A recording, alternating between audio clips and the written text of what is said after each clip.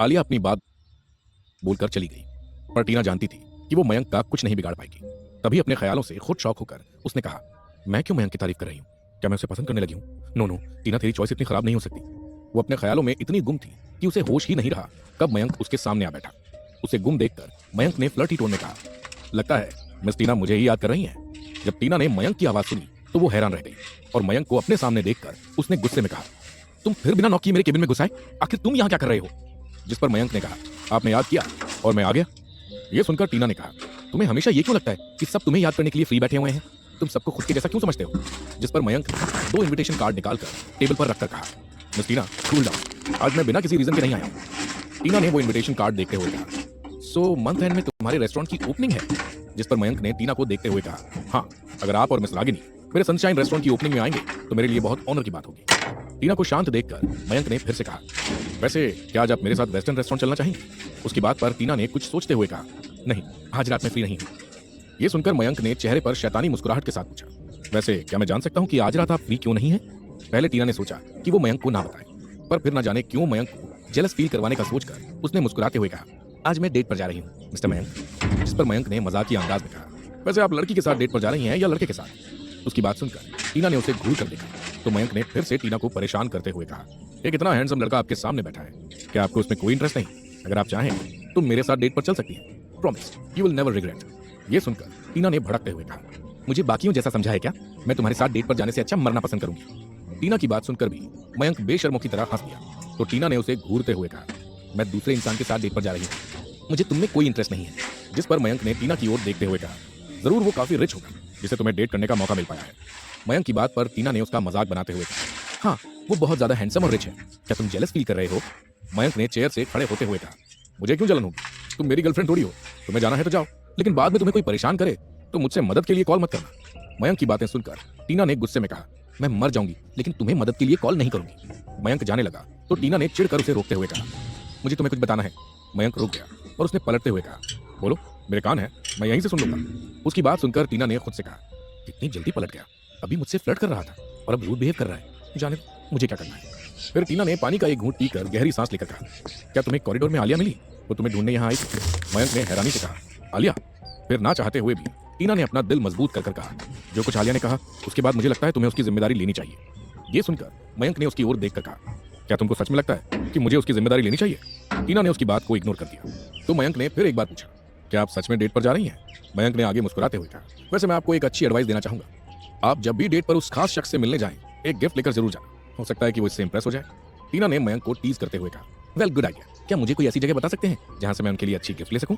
मयंक ने मुस्कुराते हुए कहा, हाँ, विक्ट्री शॉप, आप वहां जा सकती हैं। ठीक है, अब मैं चलता हूँ, गुड लक।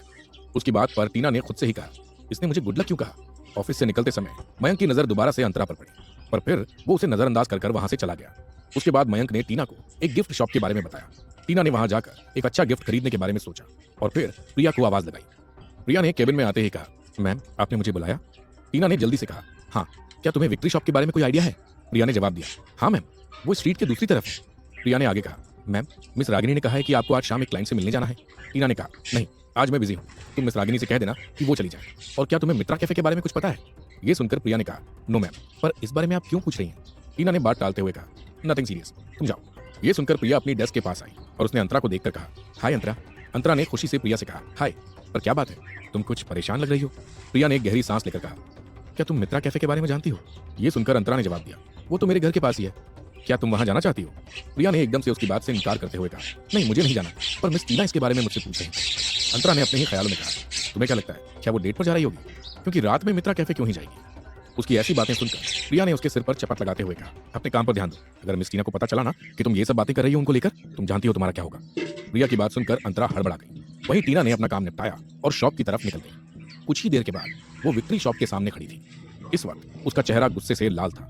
टीना ने गुस्से से कहा, बेशर्म आदमी, उसकी हिम्मत कैसे हुई मुझे बेवकूफ बनाने की? विक्ट्री शॉप बच्चों की टॉय शॉप थी। मयंक ने उसके साथ प्रैंक किया था। आखिर वो बच्चों की दुकान में क्या ही खरीद सकती थी? इस वक्त उसका मयंक को जान से मारने का मन हो रहा था। टीना ने दांत पीसते हुए कहा, तुम्हें देख लूंगी मैं। इतना कहकर वो अपनी मीटिंग लोकेशन की तरफ निकल गई। वहीं कुछ देर पहले मयंक टीना की एक्सप्रेशन के बारे में सोचकर मन ही मन मुस्कुरा रहा था, जैसे कि वो जानता था कि टीना विक्ट्री शॉप जरूर जाएगी। टीना के ऑफिस से निकलने के बाद मयंक ने खुद से कहा, मिस टीना और मिस रागिनी को तो इनविटेशन दे दिया, अब मिस रक्षिता के घर जाता हूँ। उस हमले के बाद से मेरा मन तो नहीं कर रहा, पर मैं तारा को कैसे भूल सकता हूँ। ये सोचकर वो रक्षिता के घर गया। मयंक जैसे ही उसके घर के सामने आया तो देखा कि रक्षिता के घर के सामने एक बहुत महंगी कार खड़ी हुई थी, जिसे देखकर मयंक को कुछ अटपटा सा लगा, इसलिए वो सीधे ऊपर जाने लगा। मयंक जैसे जैसे सीढ़ियां चढ़ रहा था उसे किसी के चिल्लाने की आवाज आ रही थी, पर उसे ठीक से कुछ सुनाई नहीं दे रहा था। वहां पहुंचकर उसने धीरे से दरवाजा खोला, पर इससे पहले कि वो अंदर कदम रखता उसके कानों में रक्षिता की आवाज पड़ी, चले जाओ यहाँ से, मुझे अब तुम्हारे साथ कोई रिश्ता नहीं रखना, आई सेड गेट आउट। ये सुनकर मयंक दरवाजे पर ही रुक गया और फिर उसके कानों में किसी की आवाज पड़ी, प्रिंसेस आप ऐसे कैसे कह सकती हैं, हर बार एक ही बात, मैं जानता हूँ आप पहले वहां जा। तभी रक्षिता ने गुस्से में उस शख्स की बात को काट कर कहा, तुम्हारी बातें सुनने में मुझे कोई इंटरेस्ट नहीं है, मुझे और भी बहुत से काम है, तो अब तुम यहाँ से जा सकते हो। बाहर खड़े मयंक ने जब ये सुना तो उसे शॉक लगा। उसने धीरे से कहा, प्रिंसेस। रक्षिता ने एक गहरी सांस ली और थोड़ा शांत होकर बोली, लिसन, मैं तुमसे पहले भी कह चुकी हूँ, अब मेरा उन लोगों से कोई रिलेशन नहीं है, मैं उस जगह कभी लौटकर नहीं जाऊंगी। वो आगे कुछ और कहती कि उसके पहले ही उसने दरवाजे के पास किसी की परछाई देखी। ये देखकर रक्षिता ने अपनी घबराहट छुपाते हुए कहा, कौन है वहां। मयंक संभल गया। वो नहीं चाहता था रक्षिता को पता चले कि उसने कुछ भी सुना, इसलिए मयंक ने दरवाजे से अंदर आते हुए मुस्कुराकर कहा, हे। उस आदमी ने रक्षिता को देखा तो रक्षिता ने उसे आंखों से कुछ इशारा किया। मयंक को वहां देखकर रक्षिता ने मयंक को घूरते हुए कहा, तुम यहाँ क्या कर रहे हो। मयंक ने इनविटेशन कार्ड उसकी तरफ बढ़ाते हुए कहा, मैं बस अभी ही आया हूँ, मैं इसलिए आया था क्योंकि मुझे आपको इनविटेशन देना था। रक्षिता ने आगे मयंक से कुछ नहीं पूछा, वो बस उसकी ओर देख रही थी। जब रक्षिता ने बाकी खड़े आदमियों की ओर देखा तो अपने मन में कहा, कहीं ये लोग मेरे बारे में गलत ना सोच लें। ये सोचकर उसने बात साफ करते हुए कहा, ये मेरा पुराना टेनेंट है, कुछ दिन पहले ही इसने ये जगह खाली की है, शायद इसका कोई सामान यहाँ छूट गया होगा, इसलिए वापस आया होगा। वहां खड़े आदमियों ने मयंक को ऊपर से नीचे तक देखा, लेकिन उन्होंने कुछ नहीं कहा। मयंक समझ गया था कि रक्षिता नहीं चाहती थी कि मयंक और उनके रिश्ते का सच किसी के सामने आए, इसलिए मयंक ने जल्दी से हाथ हिलाते हुए कहा, अरे नहीं मिस रक्षिता, ऐसी कोई बात नहीं है, मैं तो बस अपने रेस्टोरेंट का इन्विटेशन कार्ड देने के लिए आया था, ताकि मैं आपको और मिस तारा को अपने होटल में इन्वाइट कर सकूं, पर अभी आपके यहाँ गेस्ट आए हुए हैं, इसलिए मैं आपका नीचे ही वेट करता हूँ, आप जब भी फ्री हो तो मुझे बुला लीजिए। इतना कहकर मयंक नीचे चला गया। नीचे जाते वक्त उसके दिमाग में बस यही बातें चल रही थी, आखिर ये लोग कौन हैं और वो लोग मिस रक्षिता को प्रिंसेस क्यों कह रहे हैं। कुछ ही देर हुई थी कि तभी वो लोग नीचे आए और अपनी गाड़ी में बैठकर वहां से चले गए। मिस रक्षिता ने अब मयंक की ओर देखा और वो कुछ एक्सप्लेन करने की कोशिश करने लगी, वो लेकिन तभी मयंक ने उसको रोकते हुए कहा, इट्स ओके, मुझे जानने में कोई इंटरेस्ट नहीं है कि वो लोग कौन थे और यहाँ क्यों आए थे। जिस पर रक्षिता ने बिना मयंक को देखे कहा, ठीक है। मयंक ने इन्विटेशन कार्ड देते हुए कहा, एंड ऑफ द मंथ में मेरे रेस्टोरेंट का इनॉग्रेशन है। मयंक ने वो कार्ड रक्षिता को दिया और वहां से जाने लगा। तभी अचानक से रक्षिता ने उम्मीद भरी नजरों से मयंक को देखते हुए कहा, Mayank I want your help, please help me. ये सुनकर मयंक ने रक्षिता को एक डेविल मुस्कान के साथ देखते हुए कहा, और आपको ऐसा क्यों लगता है कि मैं बिना किसी कीमत के आपकी हेल्प करूंगा। मयंक की बात सुनकर रक्षिता को हैरानी नहीं हुई, क्योंकि शायद इसे उसकी उम्मीद पहले से थी, इसलिए उसने मयंक की आंखों में झांकते हुए अपने गाउन का अपर नेट कोट निकालते हुए कहा, उस दिन जो कुछ भी हुआ उसके लिए आई एम रियली सॉरी, तुम जो बोलोगे वो मैं करने को तैयार हूं, बस मेरे जाने के बाद मेरी बेटी तारा का ध्यान रखना। तभी मयंक ने उसे रोकते हुए कहा, नहीं मिस रक्षिता, मुझे आपकी बॉडी नहीं चाहिए, तुम्हारी खूबसूरती तुम्हारी ये बॉडी नहीं बल्कि तुम्हारा दिल है, तुम्हारा एहसास है। ये सुनकर अपने होठों को काटते हुए धीरे से रक्षिता ने सवाल किया, तो आखिर ऐसा मैं क्या करूं कि तुम मेरी मदद के लिए मान जाओ। तुम अगर मुझसे घुटनों पर बैठकर माफी मांगो तो शायद मैं मान जाऊं। बिना किसी झिझक के मयंक ने अपनी बात रख दी। मयंक की बातें काफी शर्मिंदा करने वाली थी, लेकिन रक्षिता को इस वक्त मयंक की सख्त जरूरत थी, इसलिए जैसे ही उसने घुटनों पर बैठने की कोशिश की, मयंक ने उसे बीच में ही हाथ से रोक लिया। मैं तो बस देख रहा था कि तुम क्या कर रही हो, प्लीज ऐसा मत करो। मयंक ने रक्षिता का हाथ पकड़कर कहा, प्लीज मैं तुमसे रिक्वेस्ट करती हूँ, मेरे बाद मेरी बेटी का ध्यान रखना। रक्षिता ने मयंक की आंखों में देखते हुए कहा। उसकी बात सुनकर मयंक ने गहरी सांस छोड़कर कहा, ठीक है, अब मैं चलता हूँ। कुछ देर के बाद मयंक रक्षिता के घर से निकल गया था और वो बिना टैक्सी लिए ही पैदल फुटपाथ पर चलने लगा। अभी दोपहर का समय था। वो रक्षिता और तारा के बारे में सोचते हुए परेशान हो गया था और उसने खुद से ही कहा, इसमें कोई शक नहीं कि रक्षिता के पास ऐसे बहुत सारे सीक्रेट्स हैं जो शायद ही किसी को पता हो। वो इतनी फेमस एक्ट्रेस रही है, तारा के रहने के बाद भी मिस रक्षिता चाहती तो हजारों लड़कों की लाइन उसके आगे लग जाती, तो फिर वो अब तक सिंगल क्यों है, और इसके बजाय वो तारा को अपने साथ दिल्ली लेकर आ गई क्यों।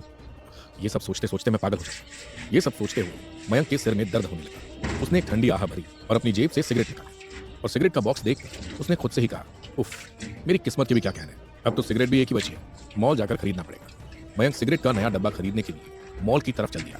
आज संडे नहीं था, लेकिन फिर भी मॉल में भीड़ दम घुटने जैसी थी। मयंक मॉल के अंदर अपने कदम रखता कि उससे पहले ही सनग्लासेस पहने एक लेडी बाहर निकली। मयंक किसी जेंटलमैन की तरह एक साइड हट गया, लेकिन वो लेडी बाहर निकलती उससे पहले ही उस लेडी ने बहुत गौर से मयंक को देखा और वो अपनी जगह पर रुक गई। फिर उसने मयंक को देखकर पूछा, हे मयंक, लॉन्ग टाइम नो सी।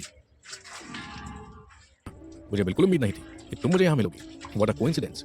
आंखों पर बड़ा धूप का चश्मा, दूधिया सफेद कैजुअल ड्रेस और पैरों में हाई हील्स पहनने के बाद नैना बेहद दिलकश लग रही थी। नैना ने अपनी आंखों से चश्मा उतारा और मयंक को ऊपर से नीचे तक देखकर कहा, यस व्हाट अ कोइंसिडेंस। तुम यहाँ शॉपिंग करने आए थे क्या? जिस पर मयंक ने हंसते हुए कहा, जरूरी नहीं, सफेद घोड़े पर बैठा हर शख्स कोई प्रिंस ही हो, वो कोई भिखारी भी हो सकता है। वैसे मैं यहाँ कुछ खरीदने नहीं आया, I am here to enjoy the cool world for free.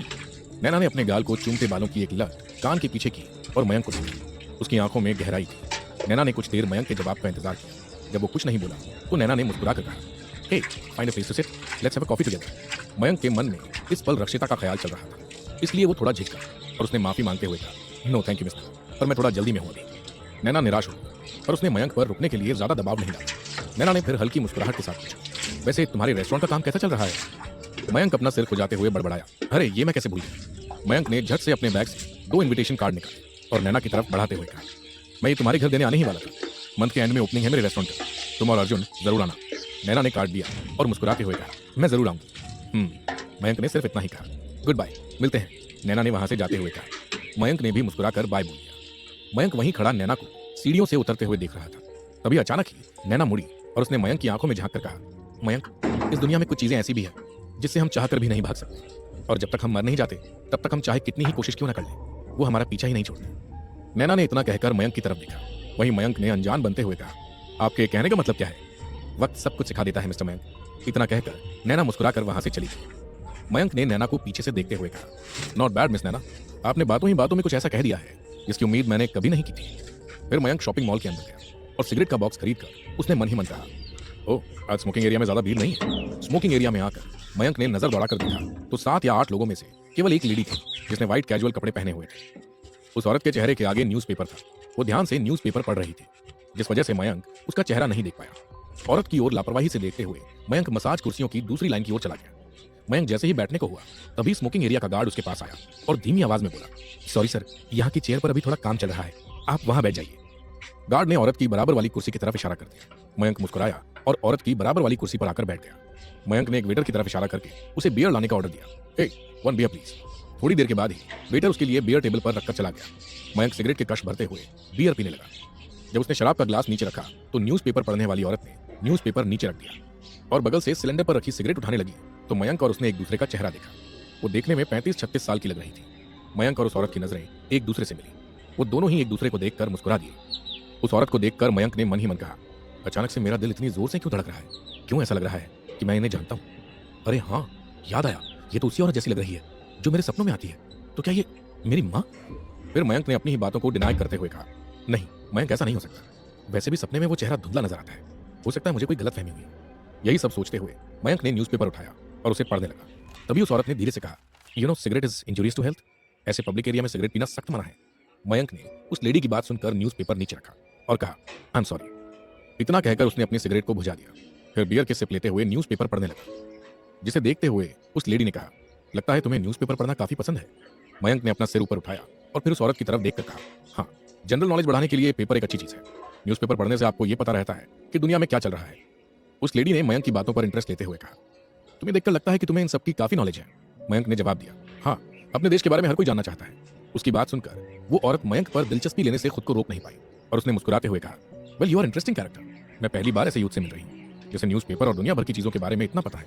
सुनकर अच्छा लगा कि आजकल की यूथ भी पॉलिटिक्स और दीन दुनिया की खबर रखने में इंटरेस्टेड है। मयंक ने मुस्कुराते हुए कहा, अपना देश सभी को प्यारा होता है और अपने देश के बारे में जानना खुशनसीबी की बात है। जितना आज तक हमारे साइंटिस्ट और हमारे जवानों ने हमारे लिए किया है उतना शायद ही कोई और करे। वहीं उस औरत को मयंक से बात करने के बाद कुछ अलग ही महसूस हो रहा था। ये सोचकर उस औरत ने अपने चेहरे पर मुस्कुराहट लाकर कहा, हे माई सेल्फ सारिका। वहीं मयंक, जो अब तक उस औरत को देखकर सोच में डूबा हुआ था, वो होश में लौटा और उसने खुद से ही कहा, सारिका, ये नाम जाना पहचाना क्यों लग रहा है? तभी उसे कुछ याद आया तो उसने सारिका को देखकर कहा, मैं आपको जानता हूँ, you are the new deputy director of broadcast media right. Mayank को अभी अच्छी तरह से याद था कि जब वो पिछली बार टीना की हेल्प करने के लिए मुंबई गया था तो उसकी मुलाकात एलिगेंस से हुई थी। ये औरत बिल्कुल उसी की तरह ही लगती थी, या कहें कि एलिगेंस इसकी तरह लगता था। वो मयंक ही था जिसने एलिगेंस की मां सारिका को वो सारे वीडियो दिए थे जिसकी वजह से टीना को वो हॉर्स रेसिंग प्रोजेक्ट वापस मिल पाया था। मयंक ये बात अच्छी तरह से जानता था कि जिसने भी टीना की हेल्प की थी उसका पता अब भी वो लगाने की कोशिश कर रही थी। मयंक ने सारिका की आंखों में देखते हुए सोचा, अगर इन्हें पता चला कि वो इंसान कोई और नहीं मैं हूं तो फिर पता नहीं क्या ही होगा। ये सुनकर सारिका ने मुस्कुराकर कहा, लगता है तुमने मुझे पहचान लिया। सारिका की बात पर मयंक ने उसे देखते हुए मन ही मन कहा, हाँ, आज ही तो मैंने मिस रक्षिता के ऑफिस में कुछ देर के लिए न्यूज़पेपर पढ़ा था जिस पर पहले ही पेज पर आपके बारे में सब कुछ दिया हुआ था। मुझे पता नहीं था कि मेरी मुलाकात यूं ऐसे आपसे हो जाएगी। मयंक को ख्यालों में डूबा देखकर सारिका ने कहा, हे आर यू देयर? ये सुनकर मयंक ने सिर हिलाया और कहा, हाँ हाँ, मैं आपको जानता हूँ। सारिका ने सिगरेट जलाने के लिए लाइटर उठाया और उसने वापस अपनी जगह पर बैठते हुए कहा, वैसे नाम क्या है तुम्हारा? मयंक ने सारिका की तरफ देखा और कहा, मयंक। जिस पर सारिका ने कंफ्यूजन में पूछा, मयंक? मयंक समझ गया सारिका क्या पूछना चाहती है, इसलिए उसने मुस्कुराते हुए कहा, मयंक वाधवा। मयंक की बात सुनकर सारिका के सामने सालों पहले का सीन घुमाया। एक अंधेरी रात थी। सारिका एक लेक के किनारे खड़ी थी और उसके हाथों में उस वक्त एक छोटा सा बच्चा था जो लगातार रोए जा रहा था, पर सारिका को कोई होश नहीं था। तभी एक लड़की सारिका के पास आई। उस लड़की ने सारिका को देखते हुए पूछा, अरे क्या आप ठीक है? यहाँ इस अंधेरी रात में क्या कर रही हैं? और आपके हाथ में ये बच्चा? सारिका कुछ नहीं कह पाई। वो बस उस लड़की की आंखों में देखने लगी। उसकी आंखें आंसुओं से भरी हुई थी। उसने हकलाते हुए कहा, प्लीज प्लीज मेरी हेल्प कीजिए। ये कहते हुए सारिका जोर जोर से रोने लगी। उस लड़की ने सारिका को संभालते हुए कहा, आप ऐसा क्यों कह रही हैं? बताइए मुझे क्या बात है, मैं आपकी हेल्प जरूर करूंगी। उसकी बात सुनकर सारिका की आंखों में एक उम्मीद जागी और उसने अपनी गोद में पकड़े हुए बच्चे को उस लड़की को देते हुए कहा, मैं एक अकेली लड़की हूँ, मुझे समझ नहीं आ रहा कि मैं इस बच्चे का क्या करूँ। अगर मैं इसे अपने पास रखती हूँ तो मेरी जिंदगी बद से बदतर हो जाएगी। उस लड़की को सारिका की बातें समझ में नहीं आ रही थी, तो सारिका ने आगे कहा, मैं बाकी चीजें अभी नहीं बता सकती, लेकिन क्या आप मुझ पर एक फेवर कर सकती हैं? क्या आप इस बच्चे को एक अनाथ आश्रम में छोड़कर आ सकती हैं? उस लड़की ने हैरानी से कहा, ये आप क्या कह रही हैं? ये एक छोटा सा बच्चा है, आप इसे ऐसे अनाथ आश्रम में छोड़ने के लिए कैसे कह सकती हैं? सारिका ने उसे समझाते हुए कहा, देखिए मेरे पास कोई रास्ता नहीं है। अगर मुझे इसे जिंदा रखना है तो कहीं ना कहीं मुझे इसे अपने से दूर करना पड़ेगा। अगर मैंने इसे अपने पास रखा है तो कभी भी इसकी जान जा सकती है। मैं नहीं चाहती कि इसे कुछ भी हो। इतना कहकर सारिका जोर जोर से रोने लगी। सारिका को इतना रोता देखकर उस लड़की को उस पर तरस आने लगा, इसलिए उसने धीरे से सिर हिलाते हुए कहा, जी ठीक है। उस लड़की को भी समझ नहीं आ रहा था कि आखिर कोई माँ अपने बच्चे को अपने से दूर कैसे कर सकती है, लेकिन अब वो समझ गई थी कि एक माँ के लिए उसके बच्चे की जिंदगी से ज्यादा अहमियत कुछ भी नहीं रखता। तभी सारिका ने वो बच्चा उस लड़की के हाथों में देते हुए अपनी नम आंखों के साथ कहा, तुम इसे ले जाओ, इसका नाम मयंक वाधवा है। सारिका अपने ही ख्यालों में खोई हुई थी कि तभी मयंक की आवाज से वो होश में लौटी। क्या आप ठीक हैं? आप इतनी घबराई हुई क्यों लग रही हैं? वो सपना याद कर सारिका के चेहरे का रंग एकदम से उड़ गया। मयंक ने उसकी तरफ देखते हुए पूछा, मिस सारिका आप ठीक तो है ना? आपको इतने पसीने क्यों आ रहे हैं? सारिका ने जल्दी से सिर हिलाया और कहा, कुछ नहीं, ठीक हूं मैं। मुझे लगता है कि मुझे थोड़ी सी घबराहट हो रही है। सॉरी, मेरी वजह से तुम परेशान हो रहे हो। तुम्हारा सरनेम क्या है? मयंक ने धीरे से जवाब दिया, मेरा पूरा नाम मयंक वाधवा है। सारिका का सवाल सुनकर मयंक को थोड़ा डर लगने लगा था। उसे लगने लगा था कि कहीं सारिका ने पहचान तो नहीं दिया। वो खुद से ही बड़बड़ाया, ऐसा पॉसिबल ही नहीं है। मैं हर काम इतनी सफाई से करता हूँ कि कोई भी मुझे आसानी से नहीं पकड़ सकता। आखिर क्या रीजन हो सकता है इनको मेरे बारे में पूछने का? मयंक का जवाब सुनकर सारिका के चेहरे का रंग पूरी तरह से उड़ चुका था। उसे यकीन नहीं हो रहा था। उसे उम्मीद नहीं थी कि जिसे उसने इतने सालों पहले ही भुला दिया था वो अचानक से उसके सामने आ जाएगा। मयंक ने सारिका के चेहरे के एक्सप्रेशंस को बदलते देखकर सवाल किया, हाँ लेकिन आपको अचानक क्या हुआ? सारिका ने एक गहरी सांस लेकर खुद से ही कहा, सारिका डोंट पैनिक, अगर मैं ऐसे हड़बड़ी करूंगी तो उसे शक हो जाएगा। ये सोचकर सारिका ने चेहरे पर मुस्कुराहट लिए कहा, कुछ नहीं, तुम्हें देखकर मुझे किसी पुराने दोस्त की याद आ गई। तुम्हारे बारे में जानकर मुझे ऐसे लगा जैसे मैं उसी लड़की से मिल रही हूँ। वो लड़की अनाथ थी। ओह सॉरी, मेरा कहने का मतलब वो नहीं था। प्लीज मेरी बातों का बुरा मत मानना।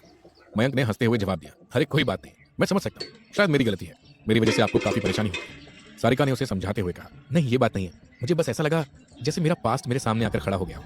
सारिका ने अगला सवाल किया, वैसे तुम्हारा घर कहाँ है? कहाँ रहते हो? तुम्हारी फैमिली में कौन कौन है? उनकी बात पर मयंक कुछ देर के लिए चुप रहा, फिर अगले ही पल उसने कहा, मुझे नहीं पता मेरा घर कहाँ है। ये सुनकर सारिका हैरानी से उसे देखने लगी, पर इससे पहले कि वो कोई और सवाल करती मयंक ने अपनी बात पूरी करते हुए कहा, मैं ऑर्फनेज में पला बड़ा हूँ। जब से मैंने होश संभाला मैंने खुद को वहीं पाया, इसलिए मुझे नहीं पता कि मेरा घर कहाँ है या मेरी फैमिली में कौन कौन है, और मुझे जानना भी नहीं है। वहीं ये सब सुनकर सारिका का शरीर अचानक कांप उठा और उसका चेहरा पीला पड़ गया। सारिका की हालत देखकर मयंक ने उनसे पूछा, क्या आप ठीक है? ये सुनकर सारिका ने अपने माथे पर आया पसीना साफ करते हुए बहुत ही मुश्किल से गले से आवाज निकालते हुए कहा, आई एम ओके। वैसे तुम कितने साल के हो? मयंक को सारिका का इस तरह सवाल करना थोड़ा अजीब लग रहा था, फिर भी मयंक ने सीधा सा जवाब दिया, मैं 28 साल का हूँ। सारिका अचानक से खुद से ही कुछ बड़बड़ाने लगी और उसकी आंखों में आंसू आ गए। उसने कहा, ये आप क्या कर रही हैं? ये सुनकर सारिका ने खुद से कहा, क्या ये सच में वही है? अगर ये सच में वही हुआ तो मुझे बहुत खुशी होगी, पर अभी मुझे खुद को संभालना होगा। सारिका ने मयंक की तरफ देखते हुए कहा, वैसे तो मैं तुमसे उम्र में काफी बड़ी हूँ, लेकिन फिर भी मैं तुमसे दोस्ती करना चाहती हूँ। आई होप तुम्हें कोई परेशानी नहीं होगी। मयंक ने मुस्कुराते हुए कहा, आप जैसी बड़ी हस्ती के साथ दोस्ती करना मेरे लिए बड़े नसीब की बात होगी। आपने इस नाचीज की तरफ दोस्ती का हाथ बढ़ाया और मैं आपसे दोस्ती ना करूं, ऐसा भला कभी हो सकता है क्या? सारिका ने मुस्कुराते हुए कहा, बातें काफी अच्छी कर लेते हो तुम। तभी मयंक ने जल्दी से कहा, ऐसी बात नहीं है, वैसे मैंने अभी अभी एक नया वेस्टर्न रेस्टोरेंट खोला है जो कि पास में ही है। इसका इनॉग्रेशन मैंने एंड ऑफ द मंथ में रखा हुआ है। अगर आप मेरे रेस्टोरेंट के इनॉग्रेशन में बतौर चीफ गेस्ट आएंगी तो मुझे काफी ज्यादा खुशी होगी। सारिका ने कुछ सोचते हुए कहा, ओह तो तुम्हें बिजनेस में इंटरेस्ट था, इसलिए तुमने वेस्टर्न रेस्टोरेंट खोलने का सोचा है? लगता है तुम काफी अमीर हो। मयंक ने हंसते हुए कहा, ऐसा भी नहीं है, मैंने कुछ रुपए अपने फ्रेंड से उधार लिए हैं। सारिका ने हंसते हुए कहा, अमीर दोस्त होना भी एक अच्छी चीज होती है। अब जब हम दोनों दोस्त बन ही गए हैं तो मैं तुम्हारे रेस्टोरेंट की ओपनिंग सेरेमनी में जरूर आऊंगी। मयंक ने खुश होते हुए कहा, वाह ये तो सोने पर सुहागा हो गया। मैं यही सोच रहा था कि मेरे रेस्टोरेंट की ओपनिंग सेरेमनी में रिबन काटने के लिए मैं किसे कहूं। क्योंकि मेरी फैमिली में तो कोई है नहीं। पर अब जब आप आ रही हैं तो फिर मुझे किसी और की जरूरत ही नहीं है। आप आएंगी तो मुझे सच में बहुत खुशी होगी। सारिका को उसकी बात सुनकर थोड़ा बुरा लगा, लेकिन फिर उसने कुछ सोचते हुए कहा, हाँ बिल्कुल मैं जरूर आऊंगी, तुम इसकी चिंता मत करो। सारिका ने अपने इमोशंस को कंट्रोल करके अपने पर्स से एक कार्ड निकाला और मयंक की तरफ बढ़ाकर नकली मुस्कान के साथ बोली, ये मेरा कार्ड है, तुम्हें जब भी कोई जरूरत हो तो मुझे कॉल कर सकते हो। I am always available for you. Mayank को उनका इस तरह का बिहेवियर थोड़ा अजीब लगा। फिर उसने उनसे कार्ड लेते हुए कहा, लेकिन मेरे पास तो कोई कार्ड ही नहीं है। सारिका ने मुस्कुराकर कहा, तुम मुझे अपना नंबर दे दो, मैं सेव कर लेती हूँ। ये सुनकर मयंक ने अपना नंबर उन्हें दे दिया। वो दोनों बात कर ही रहे थे कि तभी सारिका को किसी का कॉल आया। इसके बाद सारिका ने मयंक को देखते हुए कहा, सॉरी मेरी एक मीटिंग है, इसके लिए मुझे जाना पड़ेगा, आई होप हम जल्दी मिलेंगे। सारिका वहां से चली गई। मयंक अभी भी उनके ऐसे अजीब बिहेवियर के बारे में सोच रहा था। धीरे धीरे रात गहरी होने लगी तो सड़क पर ठंडी हवाएं चलने लगी। जहां बाकी लोग घर लौट रहे थे, वहीं सड़क के एक ओर एक लकड़ी की बेंच पर 3 लड़के बैठे किसी का इंतजार कर रहे थे। तीनों के हाथों में सिगरेट थी और वो मजे से धुआं उड़ा रहे थे। तभी बीच में बैठे लड़के ने अपने हाथ पर बंधी घड़ी को देखा और कहा, क्या तुम्हें लगता है वो आएगी? ये सुनकर उनमें से एक लड़के ने, जिसका नाम रावल था, उसने सड़क की ओर देखकर कहा, खबर पक्की है, वो आएगी और अपने प्लान के हिसाब से हम उसे किडनैप कर लेंगे। फिर तीनों ने एक साथ शैतानी मुस्कुराहट लिए कहा, और फिर हमें मिलेगी मुंह मांगी कीमत। वो तीनों वहीं बैठकर इंतजार करने लगे। उन्हें इंतजार करते हुए आधा घंटा हो चुका था। कुछ समय के बाद एक लड़के ने ऊब कर कहा, मुझे नहीं लगता वो आएगी, हम पिछले आधे घंटे से इतनी ठंडक में उसका इंतजार कर रहे हैं। इस लड़की में आखिर ऐसा क्या है जो 5 करोड़ की इसकी बाउंटी लगी है? तभी उनमें से एक लड़के बिरजू ने कहा, वो तो मुझे पता नहीं, पर अभी हम ऑस्ट्रेलिया से यहाँ तक आए हैं तो हमें से खाली हाथ वापस नहीं लौट सकते। जहाँ इतनी मेहनत किया है, थोड़ा इंतजार और सही। तभी दूसरे लड़के बॉबी ने कहा, पर भाई ठंड। ये सुनकर पहले रावल ने उसकी बात काटकर कहा, क्या ठंड ठंड लगा रखा है बे? तुझे ये सब मजाक लग रहा है क्या? तुझे पता भी है इसकी बाउंटी किसने ले रखी है? दूसरे लड़के ने उसी अंदाज में पूछा, किसने? तो पहले लड़के रावल ने जवाब में कहा, बिग बॉस ने। तू जानता नहीं है वो कितना पावरफुल है, और हमारे बॉस का तो पता ही है ना, उनकी बिग बॉस से कितनी गहरी दुश्मनी है। वो हमेशा ये मौका ढूंढते आए हैं कि कब वो बिग बॉस को हरा सके। इसलिए तो उन्होंने हमें इतनी दूर से यहाँ भेजा है ताकि हम मिस टीना को मारकर वो पैसे जीत सकें। बिरजू ने कहा, ओह ऐसा है, पर भाई इसमें दोनों की दुश्मनी का क्या कनेक्शन? ये सुनकर बॉबी ने उसके सिर पर चपत लगाते हुए कहा, ओ बेवकूफ इंसान, तुझे कुछ समझ आता है या नहीं? पता नहीं बॉस ने क्या सोचकर इसे काम पर रखा है। ये सुनकर झट से बिरजू ने अपनी तारीफ में कहा, भूलो मत भाई, मैं फाइटिंग में कितना अच्छा हूँ। वहीं बिरजू ने कहा, हाँ और दिमाग में 0। बॉस ने इसलिए हमें यहाँ भेजा ताकि हम उस लड़की को मार दें और वो बिग बॉस को नीचा दिखा पाए कि इस बार उन्होंने ये काम कर दिखाया और वो अपने ईगो को सेटिस्फाई करना चाहते हैं। उसकी बात पर बॉबी ने उसे घूरते हुए कहा, तू अपने ही बॉस की बुराई कर रहा है? मैं बॉस को ये बात बता दूंगा। बिरजू ने उसको पीछे से दबोचते हुए कहा, बेवकूफ, मुझसे गद्दारी करेगा? भूल मत, तूने पहले बॉस की कितनी बुराइयां की है, और मैंने बुराई नहीं की है, बल्कि मैं फैक्ट बता रहा हूँ। तभी रावल ने दोनों को अलग करते हुए कहा, अरे ये तुम दोनों क्या कर रहे हो? हम यहाँ आपस में झगड़ने नहीं आए हैं, हम वापस चलते हैं, वरना यहीं मेरी कुल्फी जम जाएगी। भूल जाओ पैसों को। इतना कहकर वो उठने को हुआ कि तभी बिरजू ने कहा, पैसा आ गया? उसकी बात सुनकर बाकी के दोनों लोगों ने उसे हैरानी से देखा और उसकी नजर का पीछा किया। ये देखकर बिरजू ने मुस्कुराते हुए कहा, पैसा खुद चलकर हमारे पास आ रहा है। बाकी के दोनों लोग भी मुस्कुराने लगे। फिर वो तीनों ऐसे बैठ गए मानो उनसे ज्यादा शरीफ इस शहर में क्या, इस पूरी दुनिया में कोई ना हो। अगले ही पल टीना की गाड़ी उनसे थोड़ी आगे जाकर रुकी। गाड़ी रुकते ही टीना ने ब्लैक टाइगर को मैसेज किया, तुम कहाँ हो? मैं पहुंच गई हूँ, आई एम वेटिंग। वहीं मैसेज पढ़कर मयंक उर्फ ब्लैक टाइगर ने रेस्टोरेंट में बने शीशे की दीवार के पास नजर घुमाई। कार की विंडो डाउन होने की वजह से उसे टीना आसानी से दिख गई, तो उसने मन ही मन कहा, मिस टीना, सुबह आपने मुझे इतना परेशान किया, अब तो मेरा भी आपको परेशान करना बनता ही है। आप इंतजार करते रहिए, जब मेरा मन होगा तब मैं रिप्लाई करूंगा तुम्हें। वहीं कार में टीना ने जब देखा अब तक रिप्लाई नहीं आया है, तो उसने मन ही मन कहा, कहीं ये मुझे अब तक धोखा तो नहीं दे रहा था? नहीं टीना, बी पॉजिटिव, हो सकता है किसी काम में फंस गया हो, पर पहले तो मिलने के लिए इतना उतावला था। कहीं ऐसा तो नहीं कि ये भूल गया है कि हमें आज मिलना है? मैं एक बार फिर मैसेज करके देखती हूँ। टीना ने एक बार फिर ब्लैक टाइगर को मैसेज किया, पर इस बार भी रिप्लाई नहीं आया। ये देखकर टीना ने चिढ़ते हुए खुद से ही कहा, ये समझता क्या है खुद को, मुझे टीना ओबरॉय को इग्नोर करेगा? वहीं रेस्टोरेंट में बैठे मयंक ने खुद से ही कहा, बेचारी मिस टीना, मुझे तुम्हें चिढ़ा हुआ देखकर बड़ा मजा आ रहा है, अब क्यों ना थोड़ा और परेशान किया जाए। इतना कहकर उसने मैसेज टाइप किया, miss Tina, I am really sorry, पर मैं किसी काम में फंस गया हूँ, मुझे थोड़ा सा लेट होगा, प्लीज वेट फॉर मी। ये लिखकर मयंक मुस्कुरा दिया। तो वहीं टीना ने ये मैसेज पढ़ा तो वो गुस्से में कार से बाहर निकली और उसने अपना पैर पटकते हुए कहा, हाउ डेयर ही, ये मुझसे इंतजार करवा रहा है। इसे क्या मैं कोई कॉलेज गोइंग प्ले गर्ल नजर आ रही हूँ जो उसके लिए मैं घंटों वेट करूंगी? नो वे, मैं चली घर वापस। इतना कहकर वो वापस कार में बैठने को हुई, पर उससे पहले ही उसके सिर पर एक तेज वार हुआ, जिसके कारण वो बेहोशी की हालत में जा रही थी, और देखते ही देखते टीना पीछे खड़े शख्स के ऊपर गिर गई। फिर उन्होंने टीना के मुंह पर काला कपड़ा डाल दिया और उसे गाड़ी में बिठाने लगे। वो कोई और नहीं, वही 3 किडनैपर थे जो न जाने कब से टीना को ही देखे जा रहे थे और एक मौके की तलाश कर रहे थे। वहीं अंदर बैठे मयंक का ध्यान अब फोन से जैसे ही बाहर की ओर गया, उसकी आंखें हैरानी से बड़ी हो गई। वो जल्दी से अपनी जगह से खड़ा हुआ और रेस्टोरेंट के बाहर की ओर भागा। टीना को गाड़ी में बिठाते हुए एक लड़के की नजर होटल के एंट्रेंस से उनकी तरफ भागकर आते हुए लड़के पर गई। जिसे देखकर उस लड़के ने अपने दोनों बाकी साथियों से कहा, जल्दी से बिठाओ, एक लड़का यहाँ आ रहा है। इतना कहकर उस लड़के ने दरवाजा खोला और बाकी दोनों लड़कों ने बेहोश टीना को गाड़ी में बिठा दिया। अगले ही पल वो गाड़ी तेजी से वहां से निकल गई और मयंक उस गाड़ी के पीछे भागते हुए जोर से चिल्लाया, ओए रुको, गाड़ी रोको। गाड़ी की स्पीड देखकर मयंक अपना पूरा जोर लगाकर भागने लगा। तभी उस किडनैपर्स में से एक गुंडे जिसका नाम बिरजू था, उसने सीधे गोली चला दी और मयंक बचने के लिए एक तरफ कूद गया और वो गाड़ी तेजी से वहां से चली गई। गाड़ी को दूर जाते देख मयंक ने खुद में ही कहा, मैं ऐसे तो इन्हें पकड़ नहीं पाऊंगा, अब क्या करूं। इतना कहकर वो दौड़ते हुए ही गाड़ियों को रोकने लगा, पर कोई रुक नहीं रहा था। ये देखकर उसने मन ही मन खुद से कहा, ये सब मेरी वजह से हुआ है, अगर मैं उसके साथ ये प्रैंक नहीं करता तो शायद ये सब नहीं होता। खुद को ही कोसते हुए वो गाड़ी रोकने की कोशिश करने लगा, क्योंकि अब पछताकर कोई फायदा नहीं था, पर कोई कार रुक ही नहीं रही थी।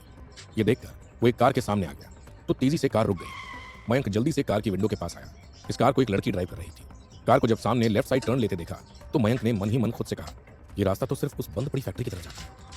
फिर उन तीनों को याद कर मयंक ने खुद से ही कहा, यू तुम तीनों को मैं नहीं छोड़ूंगा। टीना को अगर कुछ भी हुआ तो तुम सबकी मौत आज मेरे हाथ में होगी। ये सब सोचते हुए उसने बिना कुछ सोचे कार में बैठी उस लड़की की तरफ देखकर कहा, प्लीज हेल्प, प्लीज मुझे लिफ्ट चाहिए।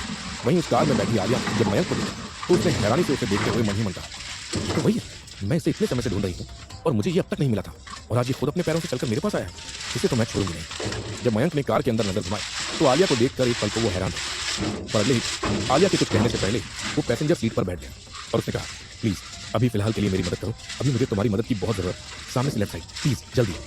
आलिया कुछ कहना चाहती थी, पर मयंक की हालत देखकर वो समझ गई कि जरूर कुछ अर्जेंट है, इसलिए उसने कार स्टार्ट कर दी और मयंक से पूछा, तुम किसका पीछा करना चाहते हो।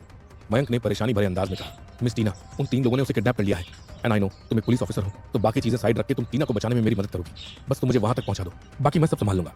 उसकी बात सुनकर आलिया ने कहा, लगता है तुम्हें उसकी कुछ ज्यादा ही फिक्र है। ये सुनकर मयंक ने मन ही मन कहा, आलिया सच तो कह रही है, मैं मिस टीना के लिए इतना परेशान क्यों हो रहा हूँ, पर अभी ये सब सोचने का वक्त नहीं है। मयंक ने बात को पलटते हुए कहा, मैंने बहुत कार्स रोकने की कोशिश की पर कोई रुका नहीं, इसलिए फिर गाड़ी रोकने के लिए मैं गाड़ी के सामने आ गया, पर मैंने एक्सपेक्ट नहीं किया था कि इत्तेफाक से मेरी मुलाकात तुमसे हो जाएगी।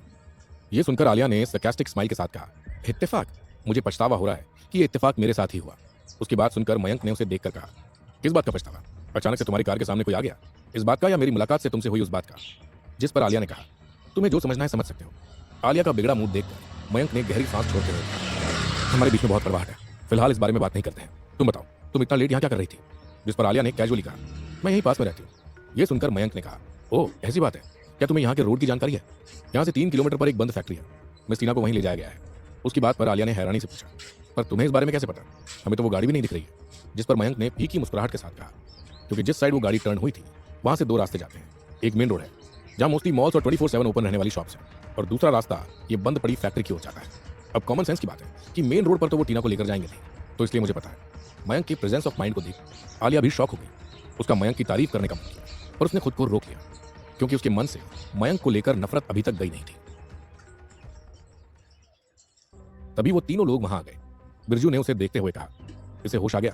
यह सुनकर टीना की नजर सामने गई, जहां हल्की पीली रोशनी में उसे 3 आदमी अपने सामने खड़े दिखाई दिए।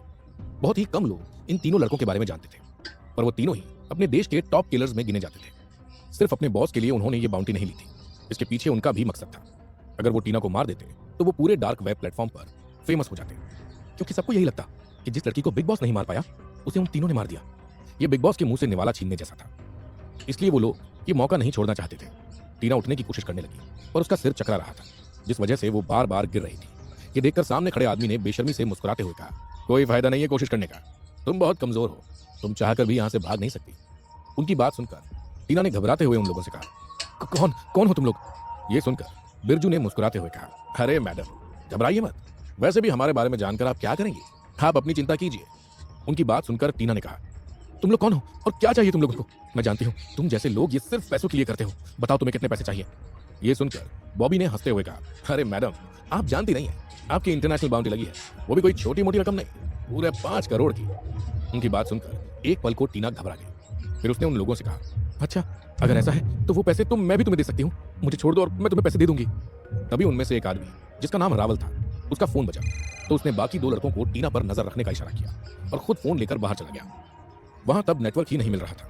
जब रावल वापस आया तो बॉबी ने उससे कहा, क्या हुआ भाई, बॉस का फोन था क्या। ये सुनकर रावल ने कहा, हाँ पर नेटवर्क ही नहीं आ रहा है। तभी बॉबी ने दोबारा से कहा, भाई क्या हम पैसे लेकर इस लड़की को छोड़ देंगे। बॉबी की बात सुनकर रावल ने हंसते हुए कहा, बिल्कुल नहीं, हम पैसे लेने के बाद भी उसे नहीं छोड़ेंगे। ये सुनकर बॉबी ने कहा, पर बॉस आप खुद सोचिए, ये पूरे 5 करोड़ हमें मिल जाएंगे, वरना बाउंटी के पूरे पैसे तो बॉस के पास जाएंगे। बॉबी की बात पर रावल ने मुस्कुराते हुए कहा, हाँ तो ये पैसे भी हम ले लेंगे और इसे मारकर बॉस का काम भी पूरा कर देंगे। इससे बॉस की नज़र में भी हम लोगों की इमेज अच्छी बन जाएगी और हमें पैसे भी मिल जाएंगे। उसकी बात पर बॉबी ने मुस्कुरा कर कहा, सच में भाई आपने तो बहुत ही बढ़िया चीज़ सोची, हम लोग ऐसा ही कुछ करेंगे। चलो अंदर चलते हैं। दोनों बातचीत कर अंदर आए तो टीना ने उनकी तरफ देखकर पूछा, तो मैं डील डन समझूं? तुम लोगों को वहां से पैसे भी मिलने वाले हैं तो मैं यहीं दे देती हूँ और तुम लोग मुझे छोड़ दो। ये सुनकर बिरजू ने अपनी आंखें छोटी करके पूछा, पर मैडम अभी यहाँ पैसे कहाँ से आएंगे? उसकी बात सुनकर टीना ने फीकी मुस्कुराहट के लिए कहा, तुम उसकी टेंशन मत लो, मेरे बैग में चेकबुक है। इतना कहकर टीना ने अपने पर्स को देखा। जब वो किडनैप हुई थी तब वो पर्स उसके हाथ में ही था। ये देखकर उसने मन ही मन कहा, थैंक गॉड मेरा पर्स मेरे पास है, वरना शायद आज मेरा इस दुनिया में आखिरी दिन होता। तभी उस लड़के ने कहा, ठीक है मैडम डन। ये सुनकर टीना ने अपने पर्स से चेकबुक निकाली और उस पर 5 करोड़ का अमाउंट लिखकर उस आदमी की तरफ बढ़ा दिया। बिरजू वो चेक अच्छे से देखने लगा कि ये रियल है या फेक। जब उसे यकीन हो गया कि ये चेक असली है तो वो मुस्कुरा दिया। ये देखकर टीना ने उससे कहा, ठीक है अब तुम्हें चेक मिल गया है तो डील के हिसाब से मुझे यहाँ से जाने दो। इतना कहकर टीना वहां से बाहर निकलने को हुई तो बाकी के लोग बॉबी और रावल टीना के सामने आ गए और बॉबी ने मुस्कुराते हुए कहा, इतनी जल्दी क्या है मैडम? उसकी बात सुनकर टीना ने हैरानी से उसे देखते हुए कहा, तुम्हें अपने पैसे मिल चुके हैं तो मुझे अब यहाँ से जाने दो। ये सुनकर बॉबी ने टीना को जबरदस्ती चेयर पर बिठाया और बिरजू उसे रस्सी से बांधने लगा। ये देखकर टीना ने उनसे छूटने की कोशिश करते हुए कहा, ये गलत है, मैंने अपनी बात पूरी की तो तुम लोग मेरे साथ ऐसा नहीं कर सकते। तुम लोगों को पैसे चाहिए थे ना, वो मैं दे चुकी हूँ, अब क्या चाहिए तुम लोगों को? उसकी बात सुनकर रावल ने मुस्कुराकर कहा, अरे मैडम आप जानती नहीं है कि आपकी बाउंटी बिग बॉस ने ले रखी है, पर अब तक उसने आपको मारा नहीं। इसके पीछे का राज तो किसी को नहीं पता, पर अगर हमने आपको मार दिया तो हमारे बॉस का नाम फेमस हो जाएगा।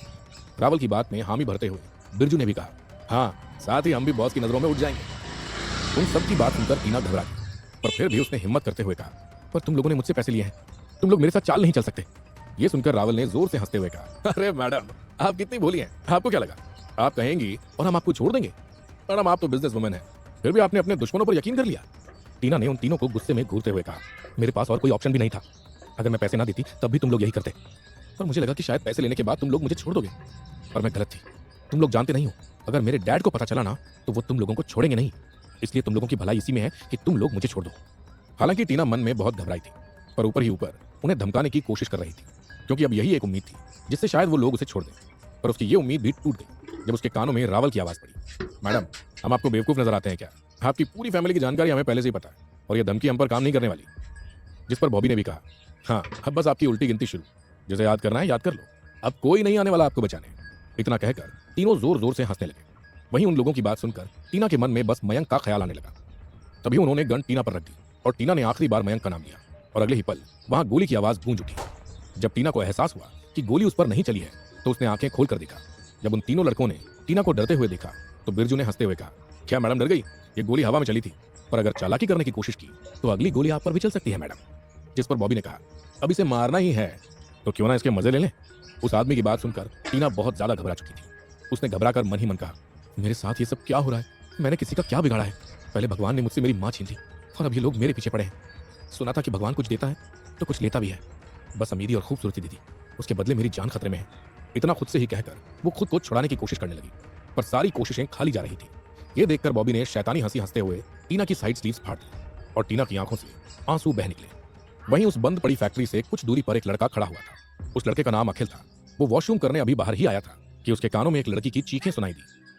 जब उसने नजरें घुमाकर देखा तभी उसे सामने एक बड़ी और पुरानी फैक्ट्री नजर आई। अखिल को यह बात अच्छे से पता थी कि आजकल ये फैक्ट्री सिर्फ और सिर्फ लोगों को टॉर्चर करने के लिए यूज की जा रही है। इस तरह का इंसिडेंट होना यहाँ पर कोई नई बात नहीं थी, लेकिन इस बार मामला कुछ अलग था। यहाँ किसी लड़की को किडनैप करके लाया गया था। वो लड़का पुलिस को कॉल करने ही वाला था कि तभी एक कार उसके सामने झटके से रुक गई। मयंक ने अखिल को देखते ही आलिया से कहा, रुको। फिर मयंक ने उस लड़के को देखते हुए पूछा, तुमने अभी यहाँ से कोई गाड़ी जाते हुए देखी क्या? उसकी बात सुनकर उस लड़के ने कहा, हाँ हाँ अभी कुछ देर पहले ये गाड़ी वहाँ कारखाने के सामने खड़ी हुई है। क्या आप उसी की बात कर रहे हैं? मेरे ख्याल में वहाँ एक लड़की भी है जिसकी अभी अभी चीखने की आवाज आ रही थी। ये सुनकर मयंक ने कहा, oh thank you so much. Mayank जल्दी ही गाड़ी से उतरा और उस लड़के को गले लगाते हुए, ओके तुम लोग यहीं रुको, मैं अंदर जाकर देखता हूँ। आलिया ने जल्दी से उसे रोकते हुए कहा, रुको मैं भी तुम्हारे साथ चलती हूँ। उस पर उस लड़के ने भी कहा, हाँ मैं भी तुम्हारे साथ चलता हूँ। जिस पर मयंक ने कहा, नहीं वो 3 किडनैपर्स हैं। किडनैपर ही नहीं है, मुझे लगता है वो जाने माने किलर्स भी हैं। अभी तुम लोगों का ऐसे जाना रिस्की हो सकता है। मुझे ये भी पता है कि उनके पास गन्स हैं। मैं उनसे लड़ूंगा या तुम लोगों को बचाऊंगा। तुम लोगों के जाने से वहाँ परेशानी बढ़ सकती है। तुम यहीं रुको और पुलिस को बुलाओ जब तक मैं उन लोगों से निपटता हूँ। मयंक की बात सुनकर आलिया ने कहना चाहा, लेकिन मयंक ने उसकी बात काट कर कहा, मैंने कहा ना तुम पुलिस को इन्फॉर्म करो और यहाँ उनके आने का वेट करो। अब इस पर कोई बहस नहीं होगी। इतना कहकर मयंक बिना आलिया की बात सुने वहां से जाने लगा। ये देखकर आलिया ने अपने कार से एक चाकू निकाला और कार से उतरकर पीछे से उसने मयंक को आवाज लगाई, रुको। जब मयंक ने पलट कर देखा तो आलिया ने उसकी तरफ एक तेज धार वाला चाकू फेंकते हुए कहा, कैच, कि तुम्हारे काम आएगा। मयंक ने फुर्ती से वो चाकू पकड़ लिया और हामी में सिर हिलाकर तेजी से वहां से निकल गया। ये देखकर आलिया ने गहरी सांस भरकर कहा, क्या मुझे यहीं रुकना चाहिए या मिस टीना की मदद करनी चाहिए? तभी उसकी नजर उस लड़के पर पड़ी तो उसने शक भरी नजरों से उसे घूरते हुए कहा, तुम कौन हो और यहाँ क्या कर रहे हो? जिस पर उस लड़के ने कुछ दूरी पर मौजूद एक घर की तरफ इशारा किया। मैं अकेला हूँ और यहीं पास में रहता हूँ। आलिया ने उसे ऊपर से नीचे तक घूरते हुए देखा। तुम दिखने में तो अच्छे खासे घर के लगते हो, फिर तुम यहाँ कैसे? जिस पर अखिल ने अफसोस भरे लहजे में कहा, हमेशा किस्मत एक जैसी कहाँ होती है मैडम। एक वक्त था जब मेरे पास भी ऐसी बहुत सी गाड़ियाँ थी। मैं पहले ट्रैक्टर्स गुड्स ट्रांसपोर्ट करवाने का बिजनेस करता था। मैंने उस एरिया में ये बिजनेस स्टार्ट किया था जहाँ पर खराब रोड की वजह से लोग अपने ट्रैक्टर्स वहाँ ले जाने का रिस्क नहीं लेते थे। कुछ सालों में ही स्टॉक मार्केट की वजह से मैं बिलियनियर बन गया। उस समय मेरी जिंदगी का सबसे बेहतरीन समय था। इतना कहकर वो रुक गया तो आलिया ने कहा, तुम्हारा माइंड तो बहुत शार्प है, तुमने इतने कम समय में इतनी प्रोग्रेस कर ली। ये सुनकर अखिल ने फीकी हंसी के साथ कहा, पर क्या फायदा, जितनी जल्दी प्रोग्रेस हुई मेरी थोड़ी सी लापरवाही की वजह से मैं जितनी ऊंचाई पर पहुंच सकता था उतनी ऊंचाई से गिरता गया। उसी वजह से मेरा परिवार भी मुझसे बिछड़ गया। जो सुनकर आलिया ने कंफ्यूजन में कहा, परिवार का पैसों से क्या लेना देना? जिस पर अखिल ने कहा, एक ही रात में मेरे स्टॉक्स इतने गिर गए कि हमारा घर भी नहीं बचा और मेरी वाइफ मेरे बच्चे को लेकर हमेशा हमेशा के लिए मुझे छोड़कर चली गई। मेरे कुछ साथियों के साथ भी ऐसा ही हुआ था और उन्होंने सुसाइड कर लिया। अब आलिया को उससे सिंपैथी होने लगी, इसलिए उसने कहा, कोई बात नहीं, सबके बुरे दिन आते हैं। तुमने उन बुरे दिनों में सर्वाइव किया है तो अब भी तुम्हारे साथ अच्छा ही होगा। ये सुनकर अखिल ने मुस्कुराते हुए कहा, हाँ वो तो है। ये लड़की जिसे किडनैप किया गया है वो आपकी रिलेटिव है क्या? मैंने जब ये देखा मुझे भी गड़बड़ लगी थी और मैं पुलिस को फोन करने ही वाला था, पर तब तक आप लोग आ गए। पुलिस सुनकर आलिया को कुछ याद आया तो उसने कहा, ओ हाँ, मयंक ने पुलिस को इन्फॉर्म करने के लिए कहा था। इतना कहकर उसने पुलिस को कॉल लगा दिया। वहीं फैक्ट्री के अंदर टीना बस मयंक को ही याद कर रही थी। उसने आंखें बंद कर कहा, प्लीज मयंक मुझे बचा लो, प्लीज अब तुम ही हो जो मुझे बचा सकते हो। एक तुमसे ही अब आखिरी उम्मीद है।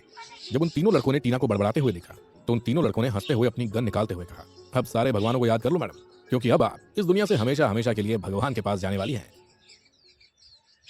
मैडम, इतनी मेहनत करने की कोई जरूरत नहीं है, क्योंकि हमारी मर्जी के बिना आप यहाँ से जा नहीं सकती। आप यहाँ हमारी मर्जी से आई हैं और हमारी मर्जी से ही जाएंगी। इतना कहकर बिरजू ने टीना की खुली बाह पर अपना हाथ फेरना शुरू किया और बाकी जोर से हंस दिए। टीना ने आखिरी बार मयंक का नाम लिया और अगले ही पल वहां गोली की आवाज गूंजी। बॉबी जो फैक्ट्री के दरवाजे पर था उसकी तेज चीखें सबके कानों में पड़ी। ये सुनकर बाकी दोनों लोगों ने पलट कर देखा तो बॉबी सामने मौजूद साय को देखकर डर रहा था। यह देखकर बिरजू भी जोर से चिल्लाया, भूत। वहीं टीना ने जब वो साया देखा तो उसने मन ही मन कहा, क्या भूत? पर भूत तो नहीं होते, और अगर ये भूत हुआ तो प्लीज मुझे मार दो। इनके हाथों से मरने से अच्छा मैं तुम्हारे हाथों से मरना चाहूंगी। मैं अपनी खुली आंखों से खुद पर इनकी जबरदस्ती नहीं सह सकती। सामने अंधेरा था और बेहद कम रोशनी में से एक साया उनकी तरफ ही बढ़ रहा था। जब वो हल्की रोशनी में आया तो तीनों समझ गए कि वो एक इंसान है। मयंक ने पलक झपकते ही बॉबी के गले पर चाकू रख दिया। वहीं जब टीना ने सामने मौजूद लड़के को देखा तो वो उसे देखकर समझने की कोशिश करने लगी कि ये कौन है, क्योंकि उसका फेस पूरा कवर था। बाकी दोनों लड़कों ने ये देखकर जल्दी से अपनी गन मयंक पर पॉइंट कर उससे पूछा, कौन है तू और यहाँ क्या कर रहा है? वहीं उस काले साये ने उस चाकू से बॉबी का गला रेत दिया। ये सब इतनी जल्दी हुआ कि किसी को कुछ सोचने समझने का मौका ही नहीं मिला। उस साये ने दांत पीसते हुए गुस्से में कहा, मैं कौन हूं इससे कोई फर्क नहीं पड़ता, बस इतना जान लो कि आज तुम सबकी मौत मेरे हाथों लिखी है। उसकी बात सुनकर बाकी दोनों आदमियों ने उस पर गोली चलाई, जिस पर टीना की चीख निकली, पर वो गोली उस साये को नहीं लगी। इतना जान लो कि आज तुम सबकी मौत मेरे हाथों लिखी है। उसकी बात सुनकर बाकी दोनों आदमियों ने उस पर गोली चलाई, जिस पर टीना की चीख निकल गई, पर वो गोली उस साये को नहीं लगी। उसे देखकर टीना ने मन ही मन कहा, ये ब्लैक टाइगर ही है। उस दिन मैंने इसकी आंखें देखी थी, सेम ये वही आंखें हैं और आवाज वो भी तो सेम है, पर ये यहाँ कैसे? तभी एक तेज गोली चलने की आवाज आई। रावल ने देखा कि उसका साथी बिरजू भी अब जमीन पर पड़ा था। उसकी सांसें चल रही थी। अपने दोनों आदमियों को इस तरह से जमीन पर पड़े देखकर रावल की हालत खराब होने लगी। रावल ने जब देखा कि सामने मौजूद खड़ा लड़का उसे चकमा दे रहा था, तभी टीना को उस साये की आंखें नजर आई, जिसे देखते हुए उसने जल्दी से मन ही मन कहा, ये तो पक्का ब्लैक टाइगर ही है। ये यहाँ क्या कर रहा है? क्या ये मुझे बचाने आया है? ये सब सोचते हुए टीना ने जोर से कहा, ब्लैक टाइगर प्लीज मुझे बचा लो। टीना की बात सुनते ही रावल ने गन की ट्रिगर टीना के सिर पर रखी और उस साये को धमकाते हुए कहा, तू अब सामने नहीं आया तो मैं इसे यहीं उड़ा दूंगा। गन को अपने सिर पर रखा दी टीना ने मन ही मन कहा, मैं इतनी बेवकूफ क्यों हूं? मैं अपने ही पैरों पर कुल्हाड़ी कैसे मार सकती हूँ? रावल की बात पर मयंक शैतानी मुस्कुराहट के साथ टीना के पास आने लगा। ये देखकर रावल ने फिर गुर्राते हुए कहा, वहीं रुक जा, वरना मैं सच में इसे मार दूंगा।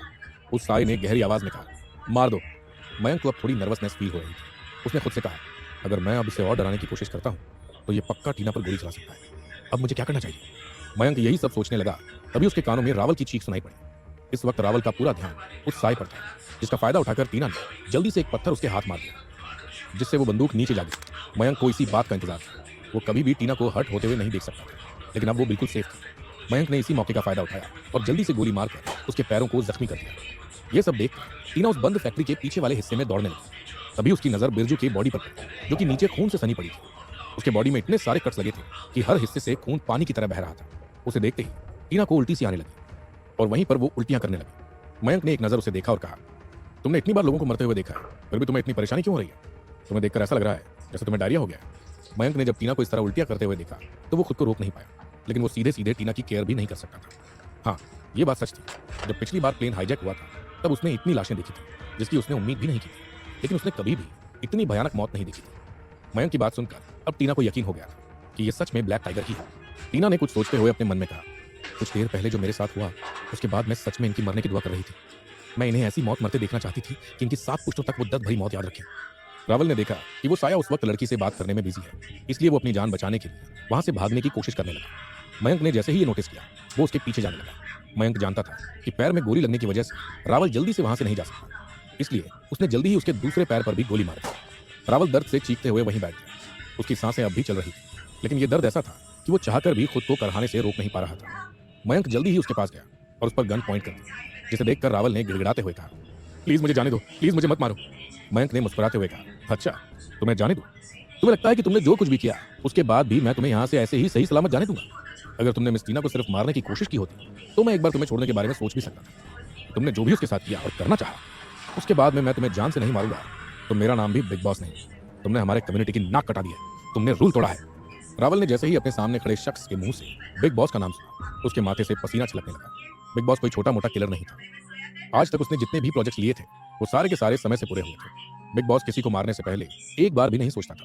ये बात रावल पहले से ही जानता था, लेकिन अपने बॉस के कहने पर वो ये सब करने पर मजबूर था, क्योंकि उस आदमी ने रावल की फैमिली को अपने कब्जे में कर रखा था। एक बार फिर से रावल की आवाज मयंक के कानों में पड़ी, प्लीज बिग बॉस मुझे छोड़ दो, ये सब मैंने जानबूझकर नहीं किया है, मेरी भी मजबूरी थी। तुम चाहो तो मेरे बैंक में जितने पैसे हैं वो मैं तुम्हें दे दूंगा, बस मुझे यहाँ से जाने दो। रावल की बात सुनते ही मयंक के माथे की नसें तन गई। आखिर वो कौन है जो टीना को मारने के लिए इतना उतावला है? उसने रावल को घूरते हुए कहा, किसने भेजा है तुम्हें? अगर तुमने सही से उस आदमी का नाम बता दिया तो फिर मैं तुम्हें एक बार जाने देने के लिए सोच सकता। मयंक की बात सुनकर उस आदमी ने कहा, मैं उनका नाम नहीं बता सकता, मेरी बीवी और बच्चे उनके कब्जे में हैं। मयंक ने एक नजर उसे देखा और बिना किसी एक्सप्रेशन के उस पर गोली चला दी। उसकी लाश को देखते हुए मयंक ने मुस्कुराते हुए कहा, तूने बस टीना को नुकसान पहुंचाने की कोशिश की, मैं तुझे जिंदा नहीं छोड़ सकता। ऐसा कौन सा दुश्मन है जो टीना को मारना चाहता है? क्या मुझे इस बारे में मिस्टर ओबरॉय को बताना चाहिए? मयंक जब ये सब कुछ सोच ही रहा था कि तभी उसके कानों में पुलिस जीप के सायरन की आवाज पड़ी। वो जल्दी ही वहां से निकल गया। आलिया ने जैसे ही पुलिस को कॉल किया, वहां के पुलिस अफसर ने जल्दी से कुछ पुलिस ऑफिसर्स को जल्दी से जल्दी उस पुराने कारखाने पर पहुंचने का ऑर्डर दिया, क्योंकि आलिया खुद एक पुलिस ऑफिसर थी। पुलिस जीप जैसे ही लोकेशन पर पहुंची तो आलिया की कार के पास पहुंचकर वो कार से नीचे उतरी। आलिया ने उन्हें अपनी आईडी दिखाई। जैसे ही उस अफसर ने देखा कि आलिया उसकी सीनियर है तो उसने जल्दी से आलिया को सैल्यूट किया। ये देखकर आलिया ने कहा, उस बंद पड़ी फैक्ट्री में 3 किलर्स हैं और तीनों के पास गन है। वो तीनों एक लड़की को किडनैप करके यहाँ लेकर आए। मैंने पहले ही आपके सीनियर को यहाँ के हालात के बारे में बता दिया था और मुझे यकीन था वो जल्दी ही आप सबको यहाँ भेज देंगे। हमें उस लड़की की सेफ्टी को ध्यान में रखकर सब करना होगा। अब हमें जल्दी से वहाँ चलना चाहिए। मैं फिर बता रही हूँ, सबको केयरफुल रहना होगा क्योंकि उनके पास गन है। Alright, let's go. सब समझाने के बाद आलिया उन दोनों पुलिस ऑफिसर्स के साथ उस बंद पड़ी फैक्ट्री की ओर बढ़ गई। वहीं जब ऑफिसर ने सुना कि क्रिमिनल के पास गन है तो वो थोड़ा डर चुका था, और ये उसका काम था, तो वो अपने कदम पीछे नहीं ले सकता। वो अंदर जाने ही वाले थे कि मयंक की आवाज आलिया के कानों में पड़ी, आलिया। ये सुनकर आलिया के कदम रुक गए और जब उसने इधर उधर नजर दौड़ाई तो उसकी नजर उससे कुछ ही दूर खड़े मयंक पर गई और फिर से मयंक की आवाज उसके कानों से टकराई, मुझे तुमसे अकेले में कुछ बात करनी है। ये देखकर आलिया ने बाकी दोनों ऑफिसर्स जो उससे कुछ दूरी पर ही थे उनसे कहा, आप लोग जहाँ हैं वहीं रुक जाइए, कोई आगे नहीं जाएगा। ये सुनकर पुलिस ऑफिसर हैरान रह गया और उसने कुछ कहना चाहा तो आलिया ने फिर अपनी बात दोहराई, बस कोई आर्गुमेंट नहीं। अब पुलिस ऑफिसर ने कुछ भी नहीं कहा और अपनी जगह पर रुक गए। फिर आलिया मयंक की तरफ बढ़ गई। वहां पहुंचकर एक पल को आलिया डर गई, क्योंकि अंधेरे में वो भूत की तरह दिख रहा था। उसे डरते देख मयंक ने कहा, मैं इंसान ही हूं, अब तुम मुझे भूत मत समझ लेना। मयंक की बात सुनकर आलिया ने गहरी सांस छोड़ते हुए कहा, तुम यहाँ क्या कर रहे हो? तुम मिस टीना को वहां मुसीबत में अकेला क्यों छोड़ा है? क्या तुम भूल गए उन तीनों गुंडों के पास गन है? जिस पर मयंक ने गहरी सांस लेकर कहा, वो तीनों मारे जा चुके हैं, मिस टीना भी बिल्कुल ठीक है, वो बस थोड़ी डरी हुई है। आई नो, वो तुम लोगों का ही वेट कर रही हूँ। वैसे भी उन तीनों को सबक सिखाना मेरे बाएं हाथ का खेल था। ये सुनकर आलिया ने sarcastic वे में मुस्कुराते हुए कहा, हाँ, तुम्हें ये काबिलियत कूट कूट कर भरी है, दूसरों को परेशान करना सच में तुम्हारे बाएं हाथ का खेल है। अब मुझे ये बताओ कि तुमने मुझे यहाँ क्यों बुलाया है? जब मयंक ने देखा कि आलिया का मूड बिगड़ रहा है, उसने जल्दी से टॉपिक बदलते हुए कहा, मुझे तुमसे एक जरूरी बात करनी है, या यूं कह सकते हैं कि मुझे तुमसे एक फेवर चाहिए, इसलिए मैंने तुम्हें यहाँ बुलाया था। जिस पर आलिया ने कंफ्यूजन में कहा, मैं तुम्हारी क्या मदद कर सकती हूँ? तुमने तो ऑलरेडी उन तीनों को मार दिया है। आलिया की बात सुनकर मयंक ने कहा, दरअसल मैं नहीं चाहता कि मिस टीना को ये पता चले कि उनकी जान मैंने बचाई। प्लीज मत बताना कि मैंने उसे बचाया। उसकी बात सुनकर आलिया ने हैरानी से कहा, क्या? पर क्यों? तुमने उसे बचाया और तुम उस चीज़ का क्रेडिट भी नहीं लेना चाहते हो। जिसे सुनकर मयंक ने शांत आवाज़ में कहा, क्योंकि मैं नहीं चाहता। मैं नहीं चाहता कि टीना को उसकी लाइफ में किसी चीज़ का गिल्ट रहे। वैसे भी मैं उसकी लाइफ में उतना ज़रूरी नहीं हूँ। वैसे इस चीज़ पर और बात करने का कोई फ़ायदा नहीं। अब तुम्हें जल्दी अंदर जाना चाहिए। वो बहुत ज़्यादा डर चुकी है। मैं अब चलता हूँ। इतना कहकर मयंक वहाँ से जाने लगा तो उसके कानों में आलिया की आवाज़ पड़ी। रुको मिस्टर मयंक। आलिया की आवाज़ सुनकर मयंक ने पलटते हुए कहा, क्या हुआ? क्या तुम्हें कुछ और बात करनी है? उसकी बात सुनकर आलिया ने तीखी हंसी के साथ कहा, क्या तुम भूल रहे हो अब भी हमारा मैटर सॉल्व नहीं हुआ है? तो हमारी अगली मुलाकात कब होगी? ये सुनकर मयंक ने कहा, इसी मंथ के 31 को मेरे वेस्टर्न रेस्टोरेंट की ओपनिंग है। मैंने बिजनेस स्टार्ट किया है। तुम वहाँ कभी भी आ सकती हो। पिछली बार जब मैं यहाँ नहीं था तो तुम उस रेस्टोरेंट में गई थी जब कुछ गुंडों ने वहाँ तोड़ फोड़ की थी। आई होप तुम्हें वो जगह याद होगी। हम वहीं मिलेंगे। इतना कहकर मयंक मुस्कुराकर वहाँ से चला गया। उसके जाने के बाद आलिया अपने साथी पुलिस ऑफिसर के साथ वहाँ से बंद पड़ी फैक्ट्री की ओर बढ़ गई। वहाँ जाकर उन्होंने देखा कि बाकी तीनों इंसान मर चुके थे। तो वहीं थोड़ा ढूंढने पर उन्हें टीना भी मिल गई, पर वो बेहोश थी। टीना को आज ऐसा लग रहा था जैसे वो कुछ दिनों से सपने में ही जी रही है। वहीं मयंक अपने रूम में अपने बेड पर लेटकर खुद में ही सोच रहा था, मेरे साथ ये सब क्या हो रहा है? मैं क्यों अपनी जान की परवाह किए बिना मिस टीना के पीछे उसे बचाने चला गया? मुझे लगा था कि जैसे बाकी लड़कियों को मैं कुछ दिनों में भूल जाता हूँ, उसे भी भूल जाऊंगा। पर मैं क्यों उसे मुसीबत में नहीं देख पाता? उसे दर्द देखकर मुझे तकलीफ क्यों होती है? टीना को गन पॉइंट पर देखकर मेरा दिल जोरों से धड़क रहा था। इतना डर तो कभी मुझे खुद के लिए भी नहीं लगा। क्या मेरे मन में उसके लिए फीलिंग्स है? नहीं, ऐसा नहीं हो सकता। मन में मिस टीना के लिए फीलिंग्स है।